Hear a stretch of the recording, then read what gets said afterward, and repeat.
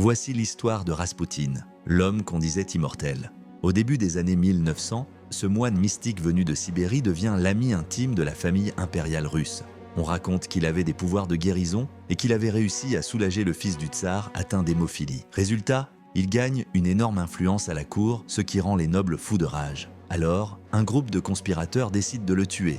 Ils préparent un festin empoisonné, gâteaux et vin remplis de cyanure, assez pour tuer plusieurs hommes. Raspoutine mange, boit, et rien ne se passe. Il continue de discuter comme si de rien n'était. Affolé, il passe au plan B, un pistolet. Une balle dans le torse, Raspoutine tombe, mais se relève quelques secondes plus tard. Alors, il tire encore, jusqu'à 3 ou 4 fois. Et il respire encore. Pris de panique, il le frappe à coups de matraque, l'attache et le traîne jusqu'à une rivière glacée. Il le jette dans l'eau gelée, persuadé que cette fois c'est fini. Mais quand on retrouve son corps, un détail choque les médecins. Il avait de l'eau dans les poumons. Cela signifie qu'il respirait encore dans la rivière. Raspoutine est mort ce soir-là, mais son image est restée celle d'un homme impossible à tuer. Était-il un simple mystique incroyablement résistant? Ou y avait-il vraiment quelque chose de surnaturel en lui?